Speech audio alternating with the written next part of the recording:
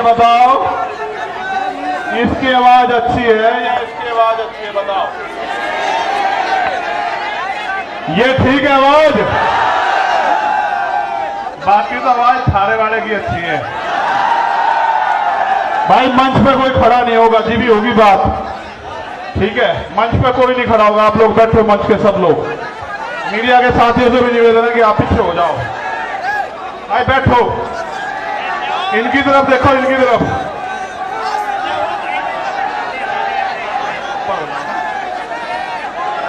बैठ जाओ, जगह देके बिठाओ, जगह देके बिठाओ, उधर को जगह देके बिठाओ। हजा में बैठ जाओ, नीचे मत बैठो, अच्छा नहीं लग रहा। अब बात सुनो, अगर वाकई में बाबा साहब का असली खून हो और अगर थारा दिल धड़कता है अपने भाई के लिए, तो फिर जमीन पर बैठो यार।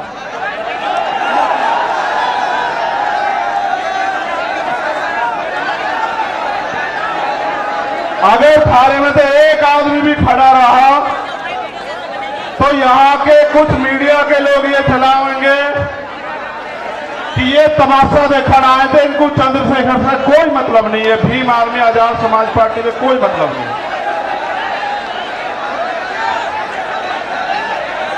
ये बताओ, भीम आर्मी वाले हो या नहीं? आरएसएस वाले तो नहीं हो? भीम आर्मी वाले हो पक्का? बताओ, आजाद समाज पार्टी वाले हो या नहीं हो? बताओ, दोबारा तीसरा बता दो। बैठो भाई, फिर भाई बात जो सबसे आगे वही नहीं, मीडिया को छोड़ दो, पहले आप बैठ जाओ, मेरी तरफ देखो, मैं पानी सर पर घेर कर खड़ा हुआ आपकी वजह से। बैठो ना बैठो, जब तक आप बैठने की नहीं कोई बात नहीं होने की। बिठाओ बिठाओ बिठाओ, बेटे पीछे होकर बैठ जाओ, बैठ जाओ, बैठ जाओ, बैठ। पता लगा आपके बीच में से कोई खड़ा होकर गोली मार दे, फिर क्या करोगे? इसलिए बिठा रहा था मैं। बैठ जाओ भाई, सब मारे वाले नहीं हो फिर, इसका मतलब मारे वाले तो एक बार के कहे पे बैठ जाओ, डंके की चोट पे बैठ जाओ। मैं जानता हूं भीम आर्मी वालों को, मेरे पर नहीं बैठे जा रहा यहां, लेकिन एक नहीं हिल रहा जो कुर्सी में बैठा, ये है हमारी ताकत। देखो जो नेता मंच पर बैठे हैं वो बहुत सम्मानित है, इसमें कोई दो राय नहीं है, लेकिन जो यहां सामने बैठे हैं उनका कोई तोड़ नहीं है। मैं आज भाई बात सुनो, नारे नूरे मत लगाओ, बहुत हो गई तो ये बात सुन लो। जैसे तुम बोलोगे मेरी बात पर ध्यान हट, तुम चाहो ध्यान हट जाओ मेरी बात पर, बताओ।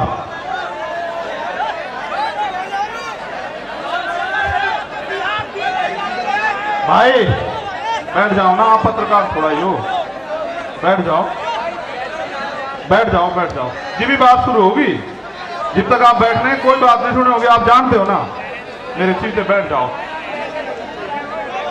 भाई। आप देखो वो सब लोग जो है ना जिम्मेदार हैं, आपको समय दिया है ना, तो ऐसा मत करो। देखो वो सब बेवकूफ बन रहे हैं, आप पीछे को हो जाओ, नेशनल चौपाल वाला हो जाओ पीछे को, जमीन नहीं बेचना चाह, चलो पीछे को हो जाओ।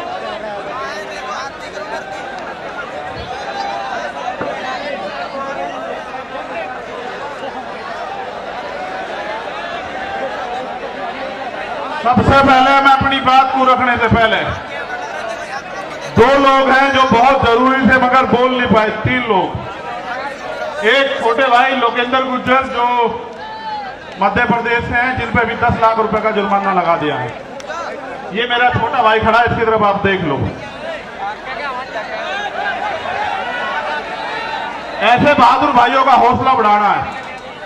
दूसरा, ये मुझे अभी कह रहा था भाई, हमारे यहाँ क्योंकि अनुशासन है, राष्ट्रीय अध्यक्ष जी बोल चुके, उनके बाद मेरे बाद फिर वो मनता नहीं है। इसकी दिल की बात यह है कि अगर सरकार सुरक्षा लाइसेंस नहीं दे रही है तो हम अपने मध्य प्रदेश के गुर्जर समाज के लोग 1000 लाइसेंस जो है ना भाई की सुरक्षा के लिए यहाँ जमा कराना चाहते हैं। मैं इस पूरे समाज का धन्यवाद करता हूँ। एक भाई हैं बिलाल सहारनपुरी, जिनके गाने बहुत मशहूर हैं, वो भी नहीं बोल पाए, मैं उनका भी धन्यवाद करता हूं। एक हमारे राष्ट्रीय सचिव हैं चौधरी अमर सिंह पटेल जी, वो भी नहीं बोल पाए। महाराज सोरठगढ़ वाले, उनका भी मैं धन्यवाद करता हूं। उसके बाद इस मंच पर उपस्थित हमारे राष्ट्रीय कोर कमेटी के मेंबर भाई कमल जी, भाई अमित कसाना जी, चौधरी महेंद्र सिंह जी, गुलजार जी, रविंद्र कुमार भाटी जी, सतपाल चौधरी जी, भाई महेश पहवाल जी, भाई हिमांशु वाल्मीकि जी, हमारे राष्ट्रीय अध्यक्ष भीम आर्मी भाई विनोदन सिंह जी, हमारे नेता, भाई वीरेंद्र कुमार श्रीश जी, भाई सुनील कुमार चित्तौड़ जी जो उत्तर प्रदेश के अध्यक्ष भी हैं, और बहुत सारे मुझे यहां दिख नहीं रहे, नाम लेता रहता दिख नहीं रहे हैं। निजाम चौधरी जी, महक सिंह जी, साजिद सैफी जी, संजय हरीश जी, राजगोपाल जी, और जो रह गया हो वो भी कीमती है, मेरे दिल के बड़े पास है। उन सबका मैं धन्यवाद देता हूं और स्पेशल धन्यवाद देता हूं दिल्ली की पूरी टीम का। बहुत बहुत धन्यवाद दिल्ली की पूरी टीम। उसके बाद बेटे इतनी नहीं सुनता मैं,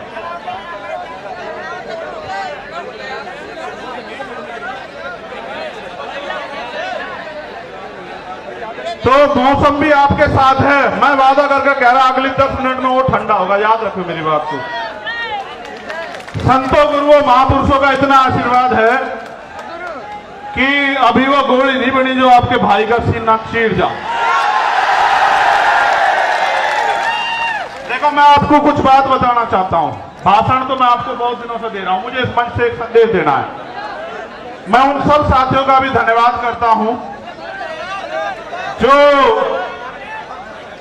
विभिन्न पार्टियों के एमपी, एमएलए, पूर्व मंत्री, पूर्व मुख्यमंत्री, तमाम हमारे साथी जो आए यहां, मैं उन सबका बहुत बहुत धन्यवाद देता हूं।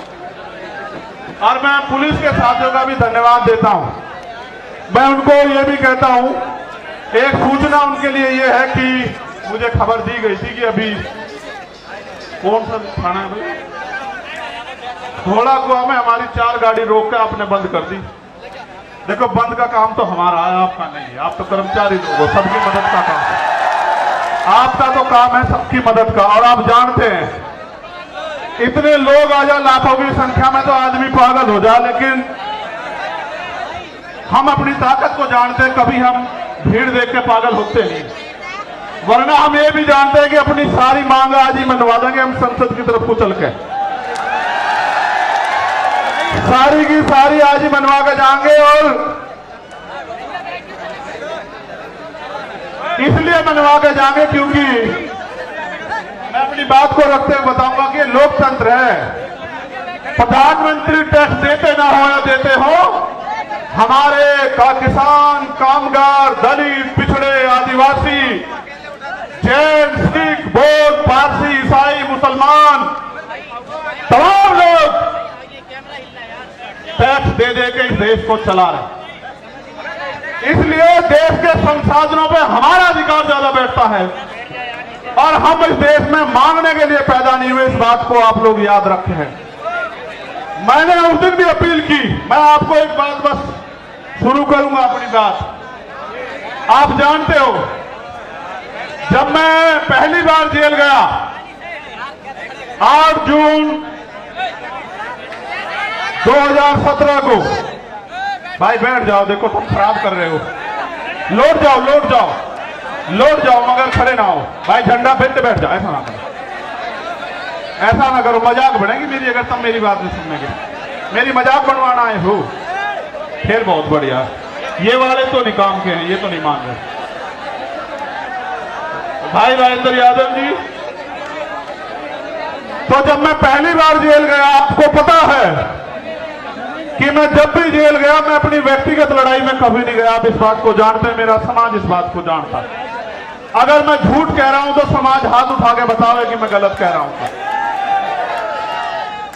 जब मैं पहली बार जेल गया और जाने से पहले जब पूरी सरकार मेरे पीछे पड़ी हुई थी और ये कहा जा रहा था डीजीपी का ये बयान है रेंज लॉ एंड ऑर्डर का, कह रहे सरेंडर नहीं कर देंगे चंद्रशेखर को।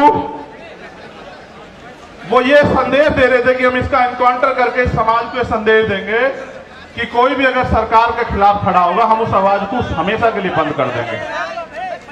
लेकिन फिर 21 मई 2017 को आप मेरे समाज के सिर माथे सारे लोगों ने आके यही जंतर मंतर, इसी पर आकर आपने मेरे हौसलों को बुलंद करके कहा कि लड़, हम तेरे साथ हैं।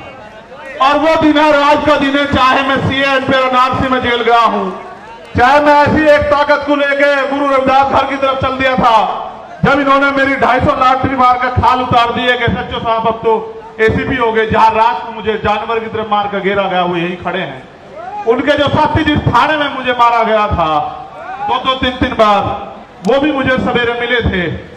मैंने उनसे एक दिन पहले भी ये बात कही जब मैं पहलवानों के अंदर, मैं आदमी भूलता नहीं हूं भाई, जिसने 1 इंच भी साथ दिया कतरा कतरा उसके लिए बहा दूंगा, लेकिन जिसने मेरे लोगों को सताया, जबकि आप जानते हैं कि मैं संविधान में विश्वास रखता हूं, चलो माफ कर दूंगा उसे भी, उसे भी माफ कर दूंगा। लेकिन इस बार आपने देखा कि क्या हुआ, जब वो सीबीआई से नहीं रोक पाए, ईडी से नहीं रोक पाए, इनकम टैक्स से नहीं रोक पाए, जब वो झूठे मुकदमों से नहीं रोक पाए, जेल से नहीं रोक पाए, तो कायरों की तरह आके उन्होंने मेरे ऊपर गोली चला दी। आपकी गोली की तमन्ना सच्ची थी और मेरे लोगों के खून के आंसुओं की संघर्ष की तमन्ना सच्ची थी।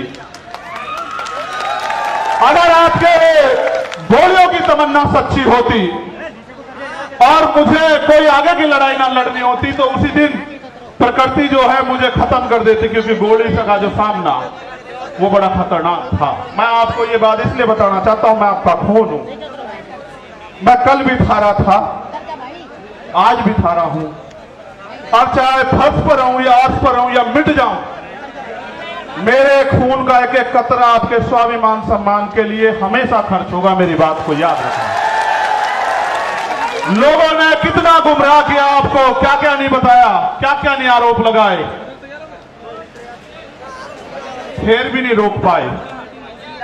क्योंकि जब एक गरीब का बेटा खड़ा होता है तो बहुत लोगों को तकलीफ होती है।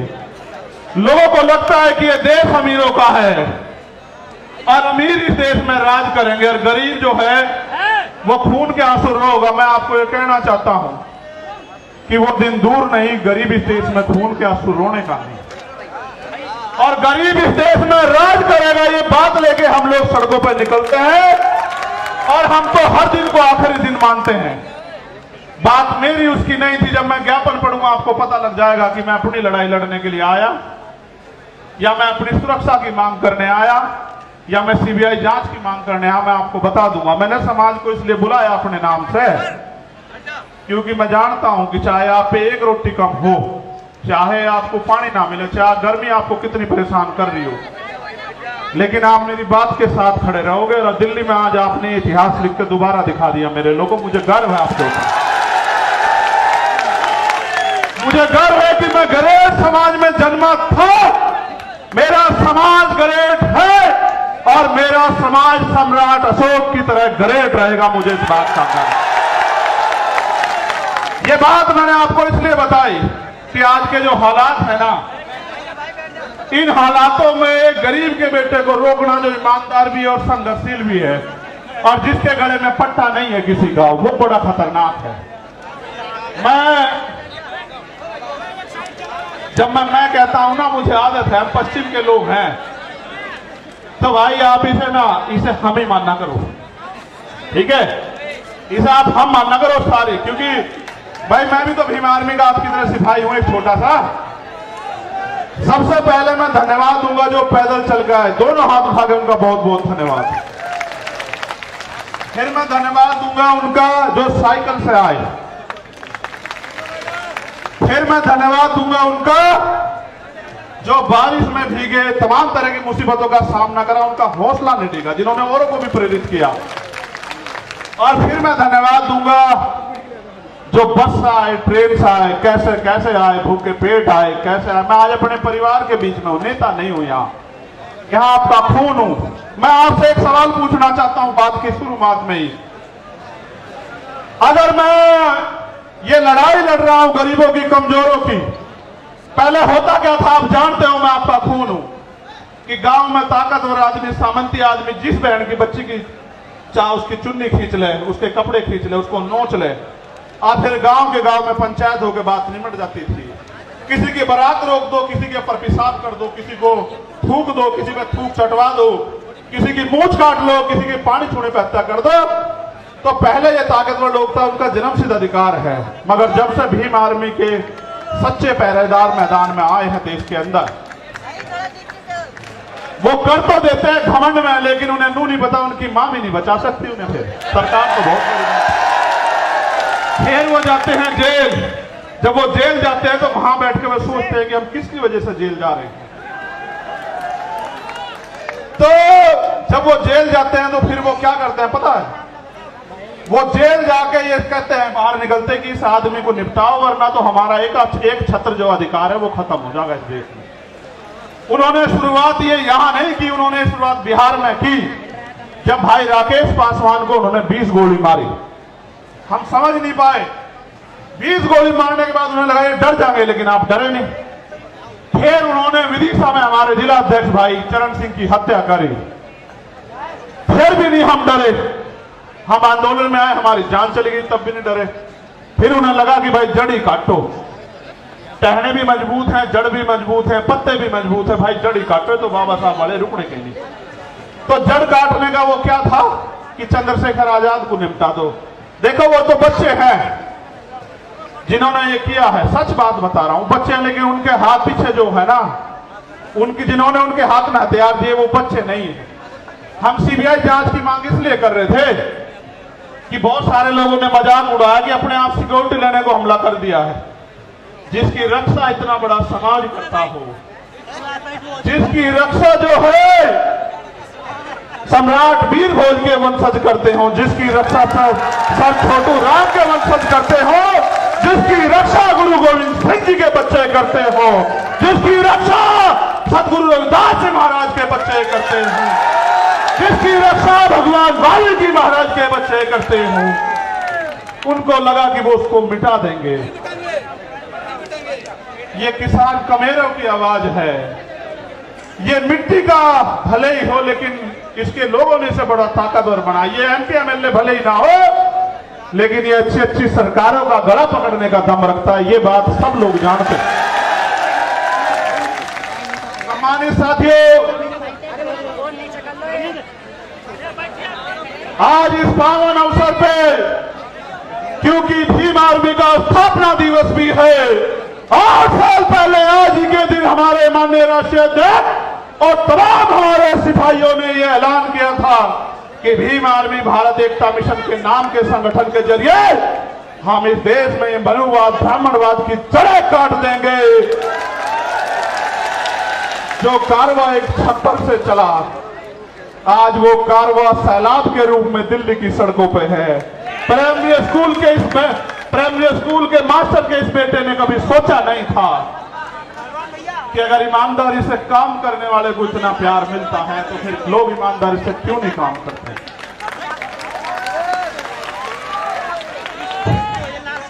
तो मैं इस पावन अवसर पे बहुजन समाज में जन्मे सभी संतों, गुरुओं, महापुरुषों को नमन करता हूं। भगवान बुद्ध, सदगुरु रविदास जी महाराज, गुरु नानक देव, संत कबीर, भगवान वाल्मीकि महाराज, गुरु घासीदास, राष्ट्रपिता ज्योतिबा फूले, छत्रपति साहू जी महाराज, बाबा साहब अंबेडकर, नारायण गुरु संत गाडगे जी महाराज, चौधरी सर छोटू राम जी, कोतवाल धन सिंह गुर्जर जी, संत राम बी प्रजापति जी, महामना राजसूप वर्मा जी, बाबू जगदेव प्रसाद कुशवाहा जी, इनको इसलिए याद करो, ऐसी सभा में उनको गोली मार कर खत्म किया गया था। वो ऐसे सिपाही, राष्ट्रपिता ज्योतिबा फूले की मूवमेंट के सिपाही, जिनको मारने का काम जो है बिहार में किया गया था। जननायक कपूरी ठाकुर, मान्यवर काशीराम साहब, मान्यवर दीना माना वाल्मीकि साहब को नमन करता हूं। और सम्मानित साथियों, मुझे संदेश के तौर पर आपको ये कहना है, मैं आपसे पहले पूछना चाहता हूं, क्या मैं कोई गलत लड़ाई लड़ रहा हूं? नहीं, दोनों हाथ उठा के बताओ। एक चीज और बता दो पहले ही, बात पक्की करके चलेंगे आज। बेटियां पैर नहीं छुआ करती, बेटियों के तो हाथ सर पर रहना चाहिए। क्या अगर मैं लड़ाई गलत लड़ रहा हूं और ये लड़ाई मुझे नहीं लड़नी चाहिए, तो आप आज इशारा कर दो। मैं ईमानदार से कह रहा हूं, मैं राष्ट्रीय अध्यक्ष जी को लिख के दे दूंगा कि हम ये संगठन बंद करके कोई खेती किसानी का काम कर लेंगे। जो आखिरी में बैठे हैं वो सब लोग बताओ भाई, ऐसा नहीं चलेगा। हाथ उठा के बताओ, ये काम बंद कर दूं? अच्छा अब सुनो, फिर गौर करो, एक सेकेंड, एक मिनट रुक जाओ। ये काम कामयाब कैसे होगा ये भी समझते हो? कब तक मैं आपको दिल्ली बुलाता रहूंगा, भोपाल बुलाता रहूंगा, भरतपुर बुलाता रहूंगा, छत्तीसगढ़ उड़ीसा बुलाता रहूंगा, झारखंड बुलाता रहूंगा? कब तक? हर चीज की एक सीमा होती है। मैं भी आपको बुला बुला के थक गया, लेकिन जो अन्याय अत्याचार हो रहा है वो बंद नहीं हो रहा है। अन्याय अत्याचार बंद करने के लिए पहली 3 बातों पर आप गौर कर लो। पहली ये कि हमें संविधान ने बराबर के अधिकार दिए हैं, सत्ता में हमारे लोग नहीं हैं, इस वजह से, क्योंकि जिनकी सत्ता होती है उनके साथ अन्याय अत्याचार नहीं होता है। तो मान्यवर काशीराम साहब कैडर में एक बताया करते थे कि हमारे पास 5 तरह के बल हैं। कितनी तरह के? 5 तरह के। आवाज आ रही है? गर्मी तो नहीं लग रही? बताओ, गर्मी लगे तो बंद करूं। ठीक, तो 5 तरह के बल है। पहला बल है बुद्धि बल। भाई काम से सुनो, वरना इसके चक्कर में पड़ जाओगे, सब खत्म हो जाए। पहला बल है बुद्धि बल, दूसरा बल है धन बल, तीसरा बल है बाहुबल, और चौथा बल है जनबल, और 5वां बल है मनोबल। अगर जिसका मनोबल गिर जाए उसके लिए चारों बल बेकार हैं। मनोबल किसे कहते हैं? कि जब आप पहले ही हार मान लो। साहब भी कहते थे, मैं उनकी बात को आगे बढ़ाते हुए आपसे कह रहा हूं, पहले तो दलित समाज जो है अपना, वो दलितपन छोड़े, अन्याय का जवाब देने के लिए तैयार होना चाहिए। हम इस देश में इसलिए पैदा नहीं हुए कि हम बच्चियां पैदा हो हमारे घर में और उनको नोच लिया जाए, जैसे मणिपुर में नोचा जा रहा है हमारी आदिवासी बहनों को। हम लोगों ने इसलिए अपने परिवारों को आगे नहीं बढ़ाया कि कोई मूत्र रखने पर उनकी हत्या कर दे, कोई उनको जूते में पानी पिलाए, कोई उनके सर पे पेशाब कर दे। इसलिए हमारे माँ बापों ने हमें जन्म नहीं दिया। इसलिए अपने मनोबल को ऊंचा करो। ये लोकतंत्र है, जिनके पास लोग होते हैं, जिनको उनका राज होता है। लोग आपके पास हैं, लेकिन राज कैसे आएगा इसका तरीका आपको बता देता हूं। राज ऐसे आएगा, जिन्होंने पहले काम किया। हमारे लोगों को मैं सुनता हूं, कहते हैं पिछड़े वर्ग के जो लोग हैं वो तैयार नहीं है बहुजन भाईचारे के लिए। ये बात बार बार कही जाती है कि पिछड़े वर्ग के लोग तैयार नहीं। मैं आपको सच बताना चाहता हूं, सच क्या है। सच ये है, और आप इस बात को मेरी सुनोगे, कि पहले दलित समाज के लोगों को पढ़ा के अपने पैरों पे खड़े करके किताबें लिख के अपनी लड़ाई लड़ने के लिए सबसे पहले जो अगर शुरुआत किसी ने की, गुलाम भारत में अंग्रेजों के गुलाम जब हम थे, तो वो राष्ट्रपिता ज्योतिबा फूले ने की, जो पिछड़े समाज से आते हैं। उन्हीं को बाबा साहब अम्बेडकर ने अपना गुरु माना। बाबा साहब 91 में पैदा हुए और ज्योतिबा फूले 1890 में चले गए।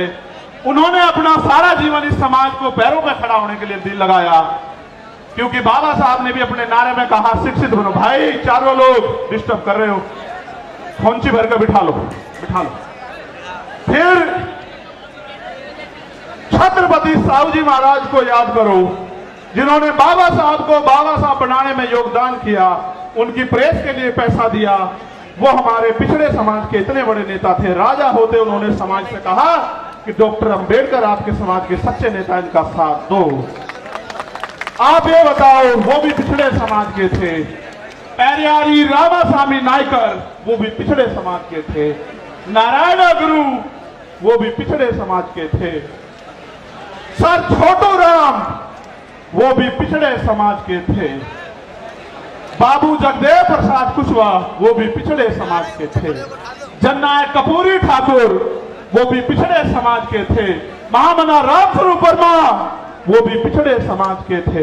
और जिन्होंने देश की आजादी में योगदान दिया, चाहे शहीद आजम भगत सिंह रहे हो या कोतवाल धन सिंह गुर्जर रहे हो, शहीद उधम सिंह रहे हो, करतार सिंह सराभा रहे हो, वो भी इसी वंचित पिछड़े समाज के थे। उन्होंने अपना काम कर दिया। अगर आप चाहते हो कि बहुजन एकता बढ़े, अब आपकी जिम्मेदारी है कि आप उनको जाके बहुजन आंदोलन को समझाने का काम करो। जैसे पहले उन्होंने घर घर जाके आपको समझाने का काम किया, ऐसे आप भी जो है अब घर घर जाके उनको समझाने का काम करो। पहले लल्ले यादव भी पिछड़े समाज से थे, ये बात मैंने आपको इसलिए बताई। आप ये सोचते हो कि वो गलत है, नहीं, कुछ गलतियां हुई है, उसकी वजह से दिक्कत आ रही है। वरना पिछड़ा समाज भी ब्राह्मणवाद मनुवाद का सबसे बड़ा जो है विरोधी बैठा है, और ये बात उन्होंने 19 के दशक में करके भी दिखाई है। ठीक है। दूसरा, अगर आपको और आगे बात को बढ़ाना तो अपने पराये में फर्क समझना पड़ेगा। जब सब लोगों ने रास्ते बंद कर दिए और कहा बाबा साहब अम्बेडकर, खिड़कियां तो, दरवाजे तो बहुत दूर, खिड़कियां भी बंद कर देंगे, घुसने नहीं देंगे संविधान सभा में, तब उनको खुलना ढाका से की खुलना सीट से जिताकर कॉन्स्टिट्यूशन असेंबली में भेजने वाले लोग वो मुस्लिम समाज के थे। उन्होंने भी अपना जो है पहले हक अदा किया। संसद में बाबा साहब, कॉन्स्टिट्यूशन असेंबली में बाबा साहब गए, तब जाके संविधान लिखने का मौका मिला, तब जाके आपको हक अधिकार मिले। आज वो लोग आपकी तरफ देख रहे हैं कि भाई हमने तो समय समय पे अपना काम किया, हमारे लिए कौन लड़ेगा। इसलिए मैं सीए एनपीआर एनआरसी के आंदोलन में मिल गया, और इसलिए मैं आपसे कह रहा हूं, आपको समझना पड़ेगा कि आपका अपना कौन हो और आपका दुश्मन कौन। अभी मंच पे तमाम पार्टियों के नेता बैठे थे, उनको पार्लियामेंट जाना था, हमारे आरजेडी के नेता बैठे थे। मैं उनसे कहता, अगर वो होते कि भाई मैं आपका बहुत सम्मान करता हूं, आपकी पार्टी का बड़ा सम्मान करता हूं, लेकिन आपके राज में हमारे लोगों की खाल उतारी जा रही है, आपके यहाँ आयोग नहीं बना हुआ भाई, आप भी कुछ करके दिखाओ। दूसरों को गाली देने से काम नहीं चलेगा। उनके यहाँ SC/ST आयोग नहीं है, महिला आयोग नहीं है, उनके यहाँ राकेश पासवान की हत्या कर दी जाती है, आरोपी गिरफ्तार नहीं होते। मुझे उनसे भी कहना था, लेकिन समय कमी से चले गए। हमारे कांग्रेस के नेता भी बहुत सम्मानित साथी भाई आए थे, मैं उनका भी बड़ा सम्मान करता हूँ। भाई बात बंद कर दूं, ये इसको देखना, मैं उनसे भी पूछता कि भाई मैं आपके सीनियर नेताओं का भी वो लड़ रहे हैं, सम्मान करता हूं, लेकिन जब आपके यहाँ इंदर मेघवाल, जितेंद्र मेघवाल, जब आपके यहाँ ओम प्रकाश रहगर, जोधपुर की बिटिया, JNU के स्कूल की बच्ची, जब उनके साथ अन्याय होता है तो भाई आप भी कुछ करके दिखाओ। सिर्फ गाली देने से काम नहीं चलने का कि दूसरी सरकार खराब है। आपके राज में भी बहुत कुछ भला नहीं हो रहा है। इसलिए मेरा स्पष्ट संदेश है कि जब तक आपकी अपनी ताकत नहीं बनेगी, आपको कोई पूछने वाला नहीं है। मेरी बात को याद रखना, किसी के पीछे खड़े होने के लिए नहीं कह रहा हूं आपको, मैं आपको पूंछ बनाने के लिए नहीं कह रहा हूं, मैं आपको मूंछ की लड़ाई लड़ने के लिए कह रहा हूं कि अपना होगा अपना मरोड़, और मन आया तो पिया नहीं दिया फोड़। ठीक है, अपनी ताकत बनाओ। जब आपका विधायक जीतेगा, जब आपका MP जीतेगा, आपका व्यक्ति सदन में होगा, फिर अगर अन्याय अत्याचार होगा तो फिर हम हिसाब करेंगे। हमारा एक एक अम्बेडकरवादी सदन को चलने नहीं देगा, चाहे सदन ये वाला हो या विधानसभाओं के सदन है। तो सारी बात मैंने आपको बता दी। मैंने आपको इसलिए बुलाया कि मेरा जो गिरता हौसला है, जो गिर नहीं सकता, आप जानते हो, लेकिन मैं आपसे पूछ लूं, क्योंकि कहते हैं पुनर्जन्म होता है, मैं तो मानता नहीं, लेकिन सच ये है कि जब वो गोली चली थी, मैं ईमानदारी से कह रहा हूं, मैंने अधिकारी को फोन करके कहा कि गोली तो लगी है, लेकिन लगी कहां ये पता नहीं भाई। और पिछला जन्म भी जीवन भी आपके लिए था एक एक कतरा, और ये जीवन भी आपके लिए, ये ऐलान करने के लिए आपको बुलाया। दूसरा, सीबीआई जांच क्यों जरूरी है ये भी सुन लो। जो लोग ये कह रहे थे सुरक्षा के लिए गोली चलवाई या वो करा, तमाशा बना रहे थे, उनको आदत है मुझे निष्ठा दिखाने की, आदत है उनको, क्योंकि उन पे ये गरीब का बेटा पच नहीं रहा भाई, ये कमेरी माँ का बेटा पच नहीं रहा उन पे। तो मैं भी उनको बता देना चाहता हूं कि हो सकता है आपके मालिकों के हाथ भी इसमें शामिल ना हो, इसलिए मैं इसकी सीबीआई जांच चाहता हूं कि मेरे जान से ज्यादा, मेरी जान से, मेरे लोगों से ज्यादा दूसरों को क्यों प्यार हो गया है, वो क्यों मेरी जान लेना चाहते हो। तो प्रकृति के आशीर्वाद से, आप भाइयों के सहयोग से, प्रार्थनाओं दुआओं से मैं आपके बीच में, वरना ऐसा भी हो सकता है कि आज यहाँ आप इकट्ठा तो होते, मेरी तस्वीर लगी होती और आप रो रहे होते कि भाई हमारा भाई चला गया।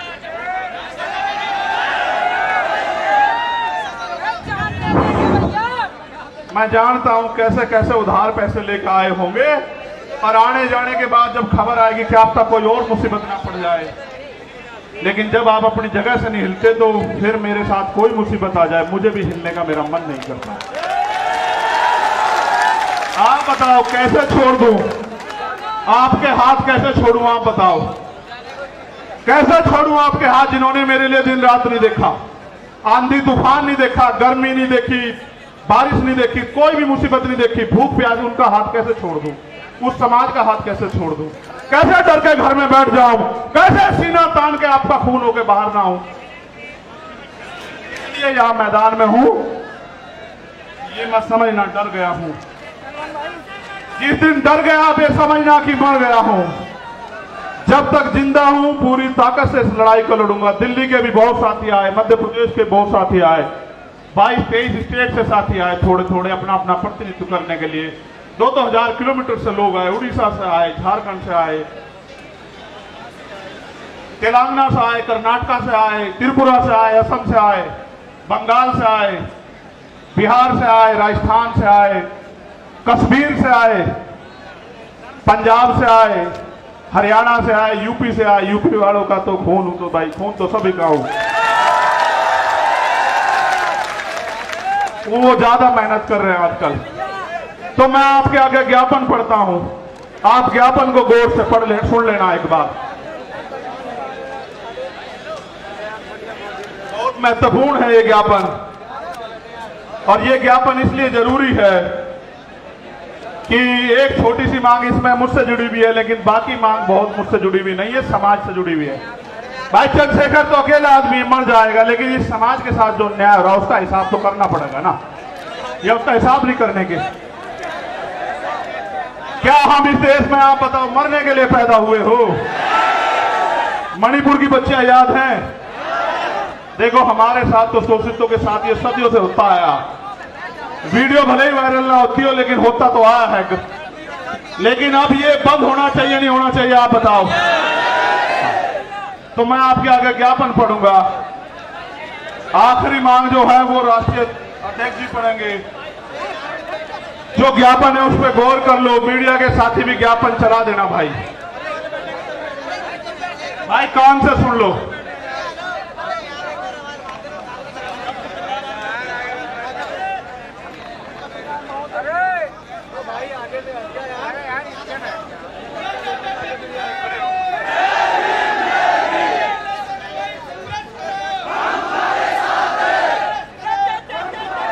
बाचू बोलो, ये गौर सुनो। जय भीम के नारे तो बहुत दिन तक लगा रहे, ये सुनो, इसी में है सब कुछ। निवेदन करना राष्ट्रपति जी के नाम ज्ञापन है, क्योंकि प्रधानमंत्री जी तो उम्मीद खत्म हो गई है। प्रधानमंत्री जी तो उनका भी नहीं लड़ पा रहे लड़ाई जिनको सरकार बनाए। भाई बैठ जाओ। अरे मैं तुम्हें नेता बनाना चाहता हूं, तुम पत्रकार बनना चाह रहे हो, फोटोग्राफर बनना चाह रहे हो, बैठो यार, क्या कर रहे हो कमाल, बैठ जाओ यार, ये कोई बात ठीक नहीं। इतनी बार मैंने कभी नहीं कहा आज तक, समय आज तक का रिकॉर्ड है, मैंने इतनी बार कभी निवेदन नहीं किया। आप जानते हो नहीं जानते हो? सुनो मेरी बात पे गौर करो, अब मत बोलो बस कोई भी। निवेदन करना है कि स्वतंत्र भारत के संविधान में समस्त नागरिकों को समानता, स्वतंत्रता और न्याय हेतु मौलिक अधिकार प्रदान किए गए हैं। साथ ही सदियों से हक वंचित वर्गों, विशेष रूप से जाति जनजाति के लोगों के अधिकारों की सुरक्षा व इनके विकास के लिए संविधान में विशेष प्रावधान किए गए। हमारा संविधान समाज के कमजोर वर्गों SC, ST, OBC, माइनॉरिटी के कल्याण हेतु प्रतिबद्ध है। यथा संविधान अनुच्छेद 38 के तहत अनुसूचित जाति जनजाति राष्ट्रीय आयोग का गठन किया गया है। यह अवगत कराना है कि सदियों से SC, ST समुदाय के लोग सामंतवादी और घृणित जातिवादी क्रूर मनवादी मानसिकता का शिकार बनाए जा रहे हैं। हाल ही में मध्य प्रदेश में एक आदिवासी समुदाय के व्यक्ति का सर के सिर के ऊपर अपर कास्ट के व्यक्ति द्वारा पेशाब करना आधुनिक भारत की क्रूर मानसिकता को दर्शाता है। इसी प्रकार पिछले कुछ वर्षों में देश के राज्यों में समाज के इन कमजोर वर्गों के लिए चैलेंज करके सुनिश्चित हत्याएं की जा रही हैं, जिसमें प्रमुख घटनाएं हैं शोधार्थी छात्र रोहित वेमुला की हत्या, वरिष्ठ पत्रकार गौरी लंकेर की हत्या, मनीषा वाल्मीकि की हत्या, जितेंद्र मेघवाल की हत्या, इंद्र मेघवाल की हत्या, रमन वाल्मीकि की हत्या, भाई आकाश गुजर की हत्या जो उत्तर प्रदेश पुलिस द्वारा गोली मारकर की गई। इन घटनाओं से ऐसा प्रतीत होता है कि देश भारत के संविधान से नहीं बल्कि देश का शासन प्रशासन मनोविधान से संचालित हो रहा है। समाज के कमजोर वर्गों के खिलाफ आए दिन सुनियोजित हिंसा, हत्याओं तथा मॉब लिंचिंग घटनाओं का ग्राफ लगातार बढ़ता जा रहा है। NCRB की रिपोर्ट इसका सरकारी सबूत है।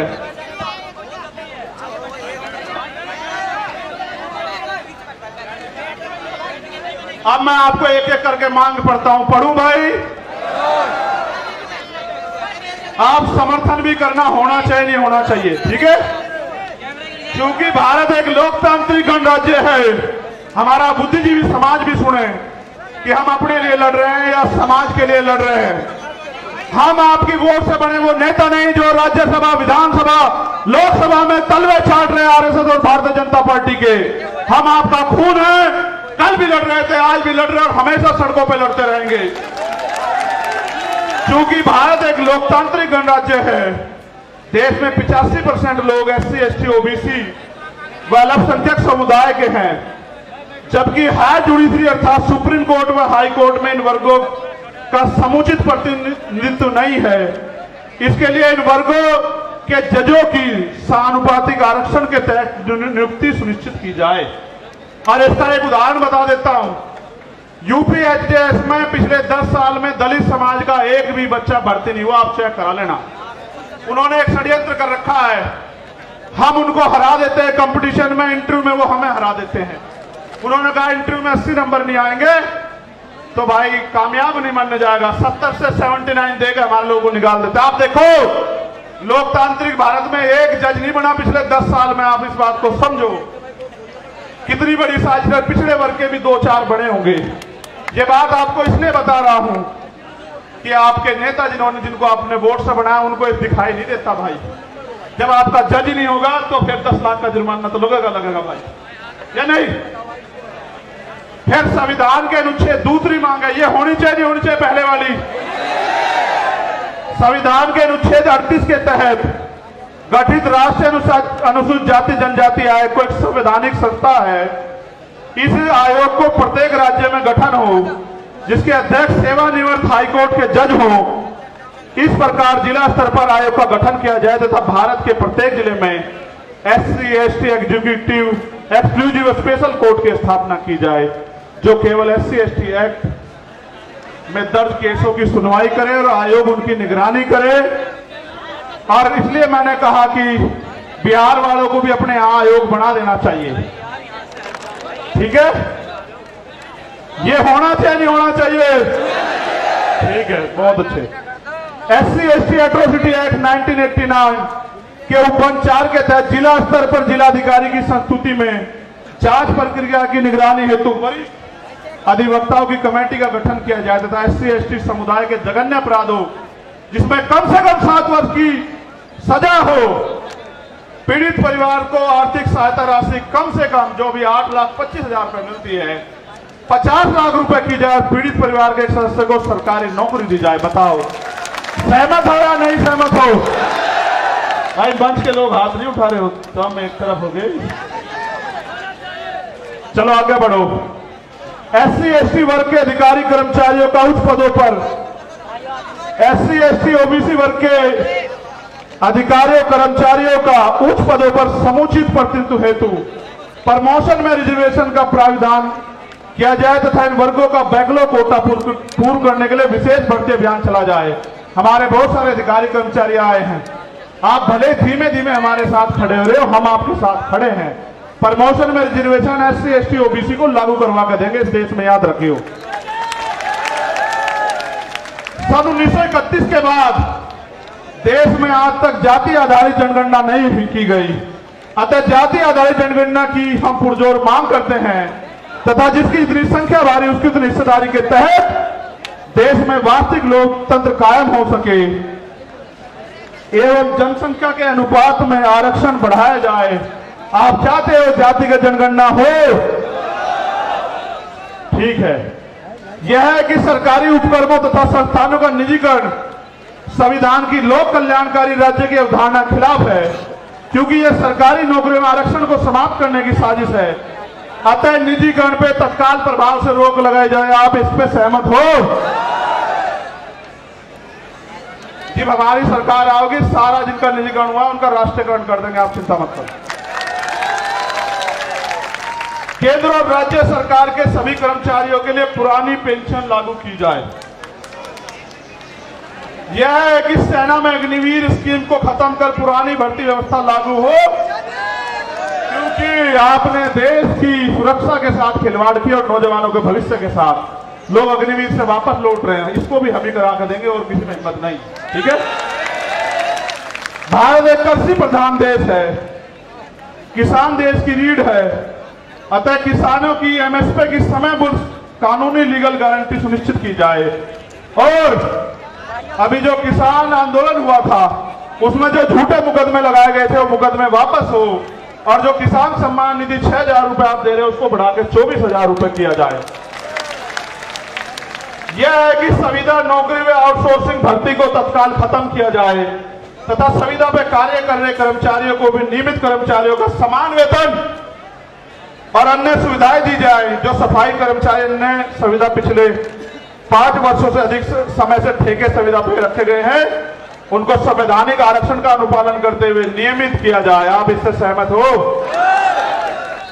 भाई पहले तो ठेकेदारी होनी नहीं चाहिए, मगर जो ठेकेदारी पे है अगर सरकारी कर्मचारी को 50,000 रुपए मिल रहे तो उसको भी 50,000 रुपए मिले। ये इस बात पे सहमत हो? चलो ठीक है। और सफाई कर्मचारी दिल्ली के तैयार हैं आपकी मांग हम अगले 1 महीने में पूरी करवाने के लिए यहां की सरकार से भी निपटेंगे, आप चिंता न करियो। यूनिफॉर्म सिविल कोड लागू करने से पूर्व सामाजिक और आर्थिक गैर बराबरी समाप्त की जाए तथा शैक्षिक और लैंगिक स्थापना समानता स्थापित की जाए। उसके बाद यूसीसी पे आपसे बात करेंगे। अगर आप अल्पसंख्यकों के विरोध में कोई भी कानून लाओगे हम उसका ड्राफ्ट पढ़ेंगे, आपकी ईंट से ईंट बजा देंगे सरकार के लोगों, इस बात को याद रखना। और भाई आखिरी मांग ये है, मैंने कहा था राष्ट्रीय अध्यक्ष जी पढ़ देंगे, मैं मांग बता देता हूं कि इस घटना की सीबीआई जांच हो और सुरक्षा तो भाई समाज ही करेगा, थारे मांगने दे देने वाले तो है नहीं। लेकिन बड़ी बात यह है, ये समझना पड़ेगा कि देश के जब सरकार के नेताओं को सुरक्षा मिल सकती है तो हमारे नेताओं को भी सुरक्षा मिलनी चाहिए।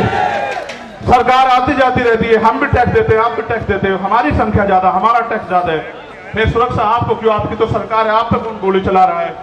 गोली तो हम दलित पिछड़े अल्पसंख्यकों की छाती से निकल के जा रही है, इसलिए सुरक्षा की जाए। मुख्यमंत्री जी उत्तर प्रदेश को मैं कहना चाहता हूं, अगर वो संत है और अगर वो न्याय की बात करते हैं, कानून के राज की बात करते हैं, तो वो वहां से पैरवी करें। और केंद्र सरकार अगर सच्ची है, उनका हाथ नहीं है स्टेट गवर्नमेंट का और केंद्र गवर्नमेंट का, तो वो रिक्वायरमेंट को जो है जो यूपी गवर्नमेंट भेजे उसको फाइनलाइज करके ऑर्डर करे सीबीआई जांच के। हम बताएंगे कि इसमें सांप चूहे शामिल हैं या बड़े बड़े अजगर जो हैं शामिल हैं। आपको पता है पहलवानों के मामले में न्याय कैसे हुआ, आपने देखा। आपको याद है पहलवानों का समर्थन भी हमारे साथ है। और यहां मणिपुर की कुछ बेटियां भी बैठी है, वो मिलना चाहती है, मैं उनको भी सुनूंगा। और हमारी बहन प्रतिभा जी वो भी यहाँ आई हुई हैं, जो पूर्व विधायक है नवलगढ़ से, उनका भी धन्यवाद। बहुत सारे साथी जिनके नाम छूट गए। यहाँ ओम प्रकाश रहेगा, हमारे छोटे भाई की सिस्टर,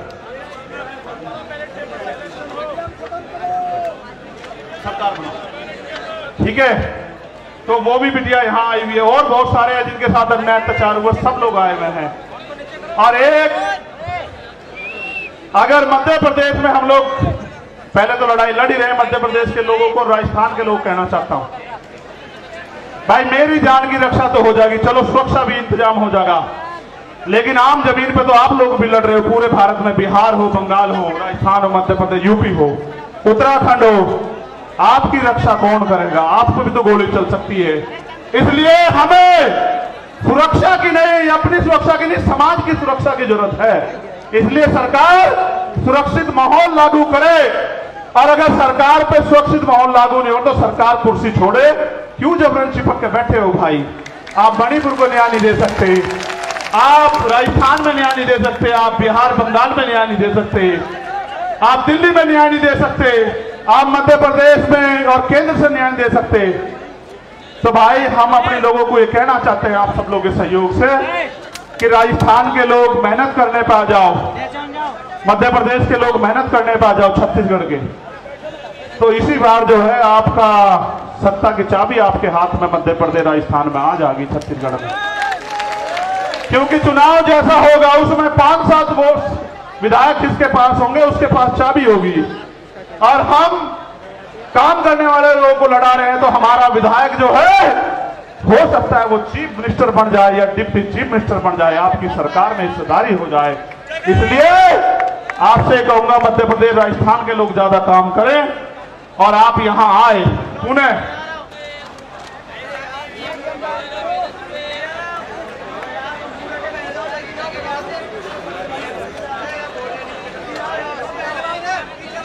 देखो भाई, हाँ ईवीएम के खिलाफ भी ये कह रहे हैं, मैंने गाने में वो संदेश दे दिया था कि ईवीएम का इलाज भी हम ही लोग करेंगे, हम ईवीएम के भी खिलाफ हैं। अब मेरी आखिरी बात सुनो जो बहुत जरूरी है।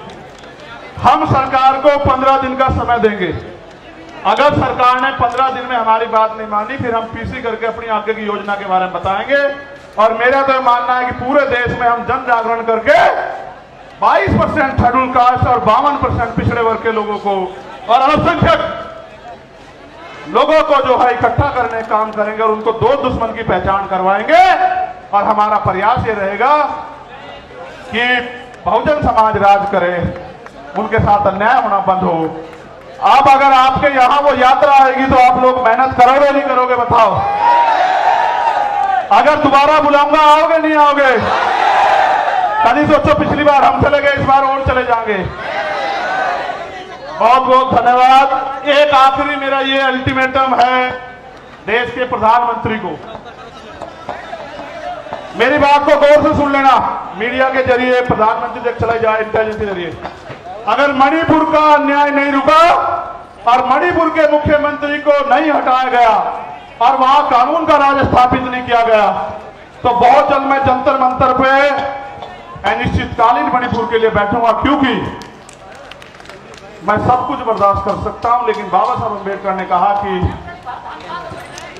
किसी भी देश की तरक्की का पैमाना और देश की महिलाएं हैं और हम प्रथम रंगते भारतीय हैं।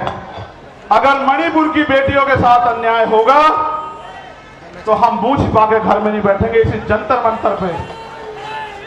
मैं चाहता आपको रामलीला मैदान भी बुला लेता, पता है इसलिए बुलाया कि जंतर मंतर का इतिहास है। आपने 21 मई को मुझे ताकत दी और ये वो धरती है जहां पहलवान बेटियों पे लाठियां चलाई गई। उस दिन मैं नहीं था, एक जख्म का हिसाब करने के लिए मैंने आप लोगों को यहां बुलाया। बहुत बहुत धन्यवाद।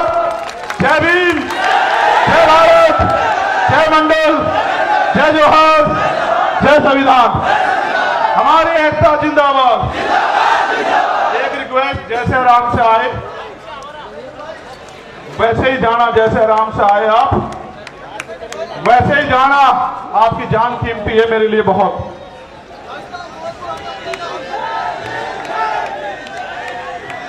जो जैसे आए ऐसे ही जाना। आपने देश को बता दिया कि भीम आर्मी आजाद समाज पार्टी झुकेगी नहीं। धन्यवाद।